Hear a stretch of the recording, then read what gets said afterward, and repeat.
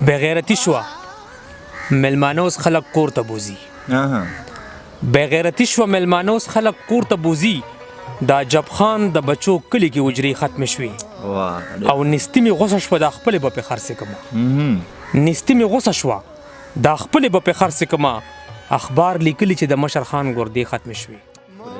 السلام علیکم ګرانو کتونکو سلامونه او نیکې هیلې ومنئ. پروګرام پیرزونې سره زه یم ستاسو کوربه محمد شاه دلکش. ملګرو څنګه چې تاسو پته پروګرام پیرزونې همیشه دپاره دا هڅه کړې ده چې د کار شاعران د معیار شاعران یې راوچت کړي دي. تاسو ته یې په دې سکرین باندې ښودلي. په دغه لړ کې راسره نن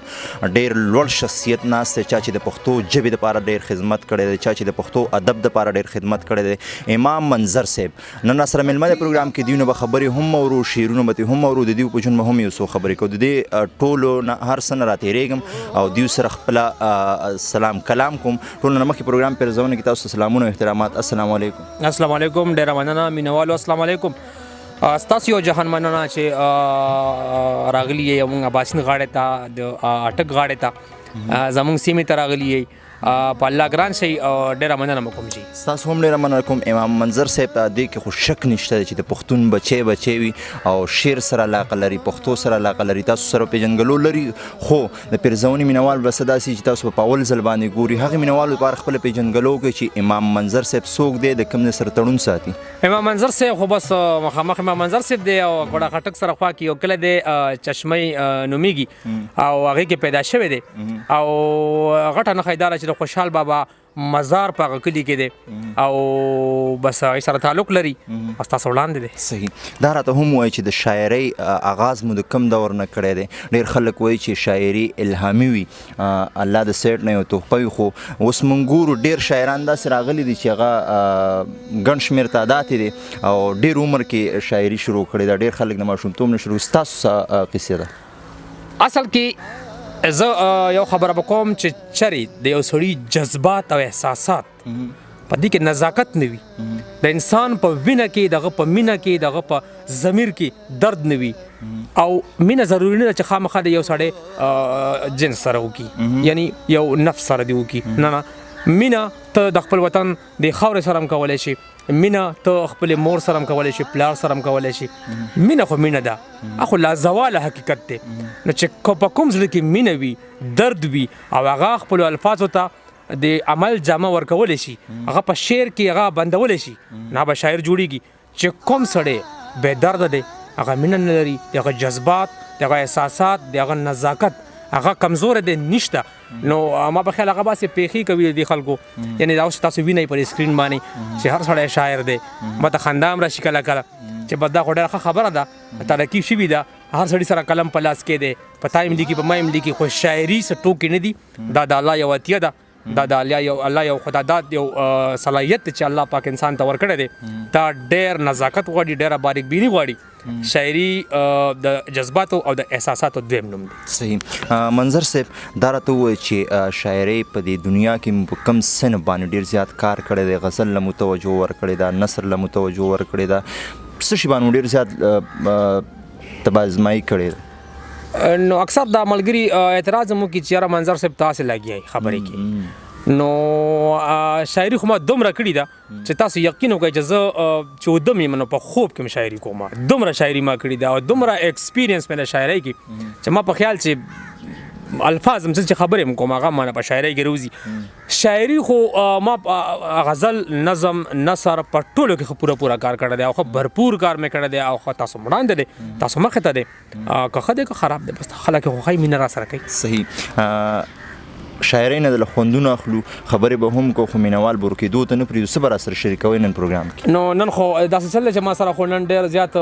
مشران او کشران مخامخ ناست دي. اجي صاحب هم خبرې وکړي ګل سید صاحب افګار صاحب راغلی دی پېښور نه او ډېر زیات مینوال دی ډېر زیات مینه کوي او پرویز باچا زڼګې داسې مدثر نظر راغلی دی ما سره ډېر مینوال دي. نو زه غواړم چې زه کم وخت واخلم او دا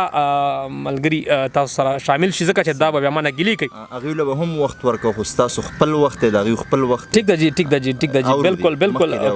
بالکل انشاءالله آی نمبر به راشي. زه به د لومبي د خپل کلام نه به شروع کوم. وایي دنیا سپوږمۍ ته لاړه ته تقدیر کوه. دنیا سپوږمۍ ته لاړه ته تقدیر کوه د چم مالت په لوبو کې تعمیر کوا په تخت او بخت بل سړی باچا شو په چل کې په تخت او بخت دی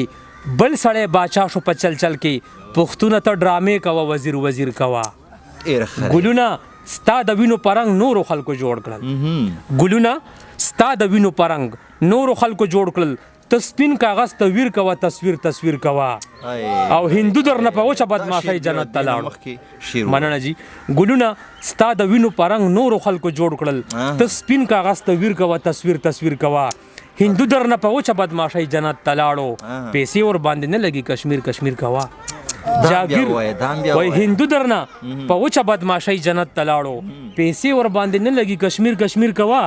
جاگیر د وطن نن هم حقیقت کې د مغول دی ته خوب وینه سندرو کې جاگیر کوا واه ډیر ښه شپستا دا افغار صاحب ته ډالۍ شپستا دا سترګې ستا دي خلا خوب پکې دبل دی شپستا د سترګې ستا دي خلا خوب پکې دبل دی ګولۍ د نشي اچوه تعبیر کوا اختیار خو دې ګاڼه دی د ډالرو په بازار کې اوسېږه پاکستان کې او ضمیر کوا ډیر ښه لندن کوا مړه د مست هورو ځای دی لندن کوا مړه د مست هورو ځای دی چې دلته راشي هسې خو پامیر کوا تپوس که درنه وشي چې دا څوک ستاسو ورکې بس غرونه جنګوا سې شامیر کوا ډیر ښکلی او منظره چې وخت راشي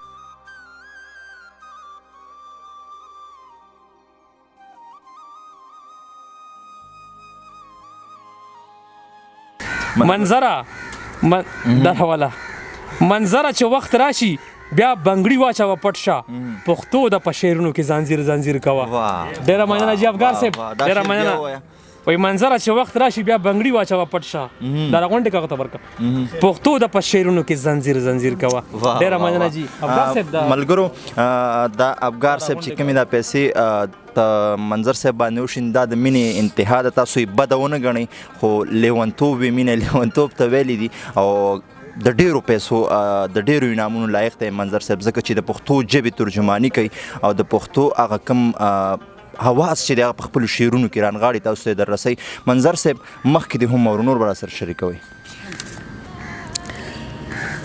پاگل بنوي ستا د سترګو لیونی بنوي مدثر صاحب پاگل بنوي ستا د سترګو لیونی بنوي که ته یې روغه لیونی نه کې زلمی بنوي په ما خفه شوه مور مې لاړه شیرینۍ ته وایي ظهیر صاحب په ما خفه شوه مور مې لاړه شیرینۍ ته وایي که بیا یې واخیسته ستا نوم زما بچی بنوي ووایه دا شعر بیا ووایه په ما خفه شوه مور مې لاړه شیرینۍ ته وایي که بیا یې واخیسته ستا نوم زما بچی بنوي زنځیر بنوي چې په کړنګ جذبې نه ګرمیږي چې ستا مړوند کې ورته مات نشي بنګړی بنوي ازغې بنوي چې په سترګو کې زما ونشي ستا پیغلتوب چې پکې پړق نشي سپرلی بنوي او په یو ګزار به د غرور د سومنات غورځوم د پښتون سوک به وي او مړه کابلی بنوي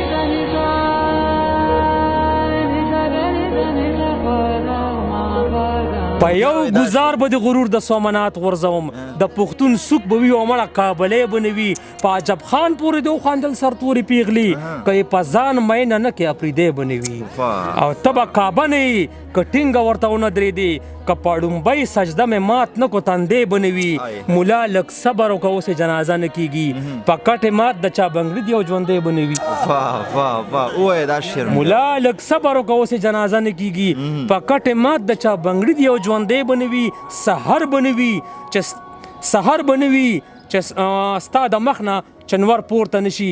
سحر بنوي ستا د مخ نه چنور پورته نشي په ما چې شپه نه راولي مازدیګری بنوي منظر هوښیار دی د تندي نه اندازه لګوي مړه که دلته دی بیا ولیده سړی بنوي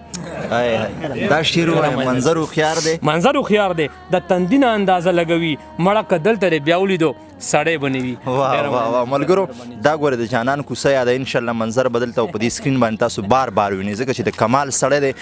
شعرونه یې په خپل ځای اندازې د کروړونو روپو اندازې منظر صاحب دا راته ووایي چې د الفاظو لا دې ټکو له مو کتابي شکل ورکړی دی او که نه دی ورکړی ولې نه کتابي شکل اړه ضرورت نشته دی ما ولیدل دا کتابونه خلکو خوشاب کړل اډو هغه یې ورک کړل د سره شاعران ورک کړل په کتاب څوک جیب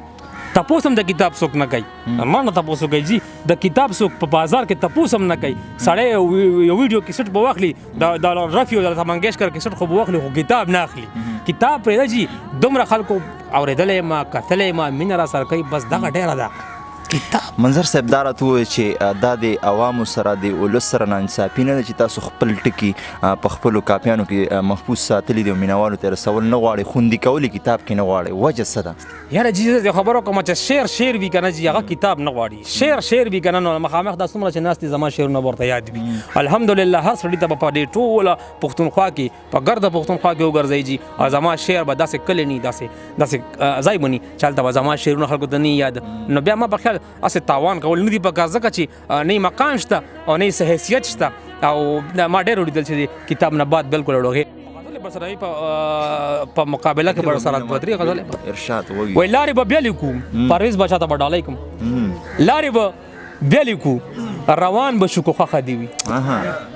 لارې به بیا لیکو روان به شو خوښه دی وي چې نور نه کېږي نوران به شو خوښه دی واه واه بیا وای دا شعر لارې به بیا لیکو روان به شو خوښه دی وي چې نور نه کېږي نوران به شو خوښه دی وي ته به زمانه زه به تا نه سترګې واړوم افګار صاحب ته به زمانه زه به تا نه سترګې واړوم راځه د یو بل دشمنان به شو خوښه دی وي واه ډېر ښه دی فضل زیب صاحب ته به ډالۍ کوم وسیم صادم سوالار دی غلی به تیر شو د یو بل نه په یوه کوڅه کې غلی به تیر شو د یو بل نه په یوه کوڅه کې ګوټ کې به ودرېږو حیران به شو خوښه دی وي ستا ننګي سره دي زما ور سره سترګې سرې دي سره لیوني د باچا خان به شو خوښه دی واه واه بیا وای دا شعر ستا ننګي سره دي زما ور سره سترګې سرې دي سره لیوني د باچا خان به شو خوښه دی وي هیڅ چا د بل دپاره خاورې نه کو ځان مینه کې د دې نه پس د خپل ځان به شو خوښه دی وي په یو مالت کې به یو بل ته مخامخ نه ورځو پټ به شو غیب به شو پیریان به شو خوښه دی وي او نن د زلفو دار پیرله د پسرو ګلونو په یو مالت کې به یو بل ته مخامخ نه ورځو پټ به شو غیب به شو پیریان به شو خوښه دی وي نن د زلفو دار پیرله د پسرو ګلونو زړه پکې مو وهه قربان به شو خوښه دی وي د نن نه پس به په یو بل پسې بیخي نه جاړو زړونه به سخت و کافران به شو خوښه دی وي او نه زه ماتېږم د نن نه پس به په یو بل پسې بیخي نه جاړو زړونه به سخت و کافران به شو خوښه دی وي او نه زه ماتېږم او نه ستا د مخ قیمت پرېوتو خلک بېوسه دي ارزان به شو خوښه دی وي او ته هم سندرې وایې زه هم په غزل عاشق یم زه د منظر صاحب شاګردان به شو خوښه دی ډېر ښکلی دی امام منظر صاحب دا راته ووایه که نوي کول چې کوم شاعران دي ځوان شاعران دي که هغوی وغواړي چې زمونږ غزل ښه شي زمونږ نظم ښه شي هغوی له څه کول پکار دي چې هغه وکړي او هغه غزل کې وزن پیدا شي یو خبره زه کوم که سره ما نه تپوس وکړي یاره زه به دا غزل څنګه ټیک کړم یاره زه به نظم څنګه ټیک کړم چې چېرې دا صلاحیت چا ته خدای نه دی ورکړی څوک د چا نه شاعر نشي جوړولی صحیح بالکل دا غلطه خبره ده ما سره زنده مثال دی افګار صاحب مخامخ ناست دی دا چې کله ما سره په ډومبي ځل په 2014 کې ملاو شو په شهیدو په پروګرام کې نو دا ډېر کمزوری شاعر د ما شاګرد ټیک ته دی ما ته وایي چې زه تا شاګرد یم ما مشر دی زه قدر کوم خو ما ته استاد وایي لا دې قدر وکړي دا زما په شاګردانو کې دی ټیک ته د سره ما ډېر خواري نه ده کړې دا په پېښور کې زه په اکواړه خټک کې دا څنګه شاعر شو صحیح نن هغه ماشاءالله ښه کلام لیکي زبردست کلام لیکي ما ته رالیږي زه ګورم او حیرانوي مې داسې ښایسته کلام لیکي د سره ما خواري نه ده کړې ده په خپل کوره به خپل صلاحیتو پکې خپل ټیلنټو پکې رامخکې شو څوک د چا نه شاعر نشي جوړولی که دا باسین وایي که سایل وایي که دا بل څوک وایي ما سره دا غلطه خبره ده چې څوک چا نه شاعر جوړولی شي چې په سړي کې خپل درد وي خپل رمق وي پکې خپل سړیکه پکې وي هغه به شاعر کېږي صحیح مطلب ټول خلک خپل ځای شاعري کوي خپل ځای باندې ښه کلام لیکي خو منظر صاحب ستاسو نه هغې ته یو پیغام ورکول پکار دي چې یار تاسو استادان یې تاسو ډېر وخت نه لیک کوئ بل هر شی لیکل مو کړي دي کم از کم مشوره خو ورکول دا خبره کوم د سینیر شاعرانو ته زما استادان دي زه قدر کوم که باسین صاحب دی که سایل صاحب دی سایل صاحب کمزور هم دی باسین صاحب هم کمزور دی نه به شي کولی خو د هغو نه به زه په خپل ځان دا زه نه یم دا به د تاسو مخامخ خلک هم ووایي د هغو نه به زه خپل ځان ځکه ښه ګڼم چې نن الحمدلله ما د 2.5 زرو نه سیوا شاګردان شته دی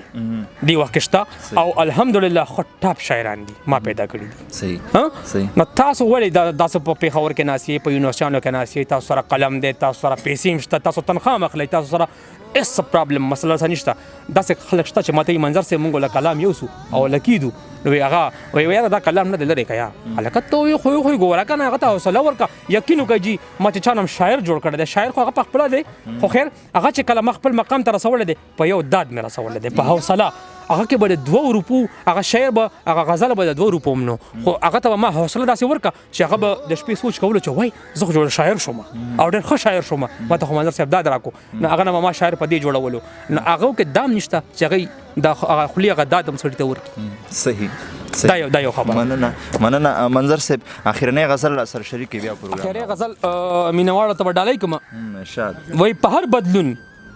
خپل انقلاب چا سره نه بدلو په هر بدلون ذاکر شاه صاحب ته به ډالۍ کوم ارشاد فقیر شاه صاحب هم سره راغلی دی په هر بدلون خپل انقلاب چا سره نه بدلوم زوړ باچا خان په ځوان شباب چا سره نه بدلوم د رنجیت سنگ بچی زما په بچو مسوروا دا خوار پښتون په ټول پنجاب چا سره نه بدلوم د رنجیت سنگ بچی زما په بچو مسوروا دا خوار پښتون په ټول پنجاب چا سره نه بدلوم زه په د هر قسم دښمن نه هم جانان جوړوم په میزایل هم خپل رباب چا سره نه بدلوم زه په د هر قسم دښمن نه خپل جانان جوړوم په میزایل هم خپل رباب چا سره نه بدلوم زما خالی په ادیره کې دغه مړه جب خان په سنجدت او میتاب چا سره نه بدلوم زما خالی په ادیره کې دغه مړه جب خان په سنجدت او میتاب چا سره نه بدلوم ازغه پښتون د وخت چپو وهلې پښتون د پردی خاورې په ګلاب چا سره نه بدلوم دا دوزخي جبا او دا زما د خاورې عذاب د خو خلکو په ثواب چا سره نه بدلوم دا دوزخي جبا او دا زما د خاورې عذاب د خو خلکو په ثواب چا سره نه بدلوم زما د خړ وجود افغانه ستا خیرونه شمله د بل احرام او په حجاب چا سره نه بدلوم ما ته چې څوک زما د خړ وجود افغانه ستا خیرونه شمله د بل احرام او په حجاب چا سره نه بدلوم ما ته چې څوک کنځلي وکړي ورته خوله ماتوم خپلې کنځلې په کتاب چا سره نه بدلوم ما ته چې څوک کنځلي وکړي ورته خوله ماتوم خپلې کنځلې په کتاب چا سره نه بدلوم خپله نارګل او ډیرانګل او تورلالې او تورې عزت ماب او په جناب چا سره نه بدلوم منظره یو ساس کې خوله زما د ستړي مزدور پاس په جنت کې په شراب چا سره نه بدلوم امام منظرو خوندور شعرونه مو ترې واورېده امام منظر صاحب زموږ د پیرزونې کوم مشر چې دی ایاز فضل داودزی صاحب ګرځي ستاسو غونډه کې شاعران راوچتوي په دې سکرین یې خلکو ته ښیي د دغې قدم ته دغې زیار ته په کوم نظر باندې ګورئ دا خبره زه اکثر کوم غازیدان سره ما ډېرو پروګرامونو کې کړي ده چې کوم کردار سوشل میډیا په پښتو په ژبه د خدمت کې د پښتو شاعرانو په خدمت کې ادا کړو دا زما تر اوسه پورې په دې 70 سال کې په دې پاکستان د ازادۍ نه بعد دا یو کس دا یوې جرګې یو تنظیم هم نه دی ادا کړی څومره چې کردار دي نوجوانانو دا که دا مخامخ چې ولاړ دي غازي دا ایاز فضل داودزی داسې نور تاسو چې کوم څومره یی که نه چې تاسو کوم کردار ادا کو پښتانه مو راوړاندې کړل پښتو مې د دنیا ګوټ ته ورسوله شاعري مې په خلکو پېژنده نن په هر کلي کې په هر ښار کې په هر محفل کې په هر اجره کې د شاعرۍ د شاعرانو د الفاظو د پښتو قدر کیږي تاسو کمال دی لعنت په هغه سینیر خلکو لعنت په هغه چې ځان ته وایي موږ برجونه یو موږ ستنې یو لعنت په هغه مړه چې هغو تر اوسه پورې 40 کاله د دې پښتو په سینه باندې خپې ایښي دي لاسونه یې پې ایښي دي خوري سکي لګیا ده مړه تر اوسه پورې هغه د پښتو خدمت نه دی کړی آفرین په تاسو ظلمو چې کوم خدمت کړی دی زنده باد زه سره یم انشاءالله په هر قدم تاسو به مخکې موږ به سره یو دا پښتو به انشاءالله رسو وایي اغیار چې د دوزخ ژبه ده زه به جنت ته د پښتو سره ځم انشاءالله یو مقام به راځي د پښتو راغلی دی انشاءالله زه وینم ما ته د ډېر لرې لرې ځایونو د اسټرالیا نه فرانس نه ترکي نه روس نه ټلیفونونه کېږي نو زه بیا سوچ کوم چې واقعي دا پښتو دا غزل دا شاعر دا غریب دا خوار ولس د تاسو رسولو د خلکو د سترګو ته د خلکو نظر ته او نن په یورپ کې مونږ خلک اوري نن په امریکا کې مونږ خلک اوري دا کردار تاسو ډېره مننه ډېره مننه کوم امام منظر صاحب چې وخت مو راکړو د ناصم یو جهان مننه کوم ډېره مننه ډېره مهرباني جی ګرانو کتونکو تاسو امام منظر صاحب واورئ ډېر جذباتي شعرونه ډېرې جذباتي خبرې ملګرو اولنۍ مرکه وه چې دلته مونږ نور عمومي مرکو کې خاموشي راولو خو دلته خاموشي کنټرول نه شوه ملګرو بار نه واو او بیا ووایه اوازونه راتله مطلب دا چې امام منظر صاحب د کار لیکل کوي او کار یې کړی دی د پښتو دپاره انشاءالله دا شان شاعران به نور هم مونږ راوچتو تاسو ته به په دې سکرین ښایو تر هغې دمه چې چېرته یې حاد آباد او بریالي اوسئ